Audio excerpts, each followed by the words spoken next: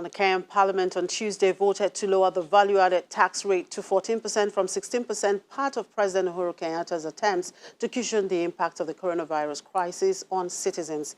Like other economies in the region, Kenya has limited financial room to effectively respond to the economic challenges caused by the virus after years of higher government borrowing to build infrastructure drove up deficit.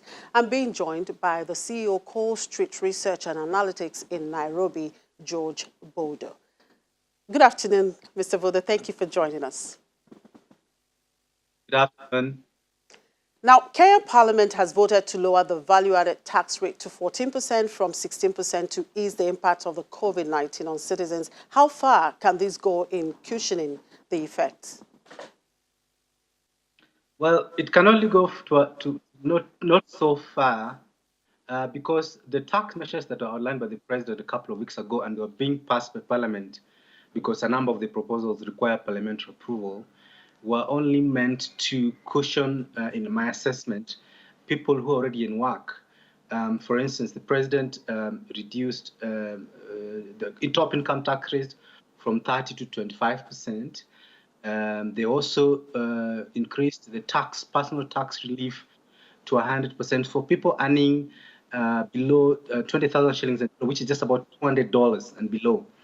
The whole point was that to cushion people already earning. But the problem is that what happens to people who are out of work as of right now? How do you get them back to work? So that's why I'm saying the tax measures really can only go to us only so far in terms of trying to cushion the households from the economy.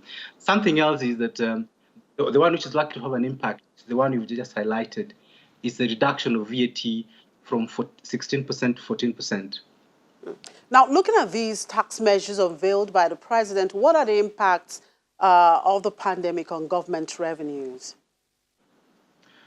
The impact is quite significant. The government hasn't, to be specific, the National Treasury hasn't come out and given out a paper on the projections on the impact of this on government revenues, but it's actually significant because Kenya, just like many other African countries, is driven by the small and medium-sized businesses.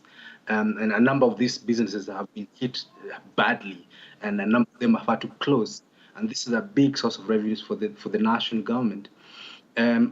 We haven't put a figure of this, but I think in our assessment that the government needs to prepare for a big fiscal deficit in the next fiscal year. Now, what kind of fiscal or monetary response is required here? Very interesting question, actually. On the fiscal side, the government's come up with a business rescue package. There have been some attempts. The National Treasury has come up with a COVID-19 emergency response plan, but they haven't provided more details. Like, for instance, we need to know the funds need to have a target. How much do you want to raise? In our previous assessment, we think that the economy needs up to $1.5 billion in terms of business rescue to go into that can be used to resuscitate small businesses. That's on the fiscal side. On the monetary side, the central bank can actually monetize debt, which in short is to print money in a clever way. The emergency fund that has been unveiled by the National Treasury can actually issue a bond, which the central bank can decide to buy, whether it's on a non-interest or a small interest on it. But the law actually allows the Central Bank of Kenya to actually extend overdraft for up to 12 months to be repaid up for a period of 12 months, and which is capped at the moment at 5% of the government's revenue. Well, Parliament can actually sit down and say, you know what, because it's extraordinary circumstances, they can actually increase that from to a higher figure from current 5%. They can actually even extend the repayment period beyond 1 year. So these are things that can, but that's what's required right now, both fiscal and monetary approach. Okay. Now, the government is talking to the IMF and the World Bank to prop up its slowing economy in the face of this crisis. What's your reaction to this, especially with calls to cancel debt payments for developing countries? Well, unfortunately, that Kenya doesn't fall into that category of debt relief because when we rebased our GDP in 2014, Kenya moved into another category of now countries which can afford debt. But back to your question, it's true, the government is talking to both the IMF and the World Bank And the IMF, the figures are about $1 billion, and they will need this by to plug in the income, the deficit, the fiscal deficit that we're talking about as a result of the shutdown of the economy. They will need to plug in the gaps, the funding gaps, and this is why they're talking to the IMF. But broadly, the Kenya, just like many sub-Saharan African countries, will need some form of support, debt support from the development financial institutions, whether bilateral or multilateral.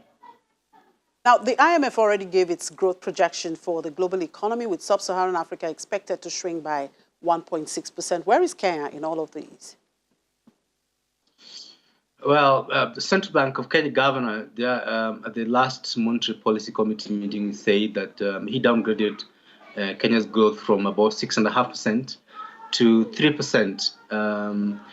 I see 0% growth. With all these things happening, the extent of the lockdown you're talking about, I don't see any growth in this. I think the IMF and the World Bank have seen their purpose on this. They're trying to be modest, but they're in actual sense, with an economy like Kenya, where government spending is a big driver of GDP growth, and I don't see any government spending in the next few months. I actually don't see. I see no growth in the next year. All right. Thank you very much for your time, George Bodo. George Bodo is the CEO, Core Street Research and Analytics in Nairobi. And the estimated global airline losses from the coronavirus pandemic have climbed to $312 billion. That's 25% more than previously forecast, owing to the severity of the economic downturn and a slower than previously expected reopening of international routes. Alexandra Dejonek, the airline body's Director General, says airlines are fighting for survival. And on global oil market, the International Energy Agency expects the coronavirus crisis to erase almost a decade of oil demand growth in 2020, with countries around the world effectively having to shut down in response to the pandemic. A public health crisis has prompted governments to impose draconian measures on the lives of billions of people. It has created an unprecedented demand shock in energy markets, with mobility brought close to a standstill. The IEA says activity in the transportation sector has fallen dramatically almost everywhere, noting that confinement measures had been implemented in 187 countries and territories in response to the COVID-19 outbreak.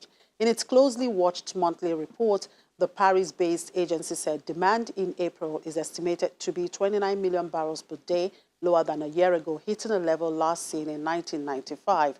For the second quarter of the year, oil demand is expected to be 23.1 million barrels per day, below year-ago levels. And that's a wrap on the program. Thank you for watching. I'm Chimezie Obi Iwagu.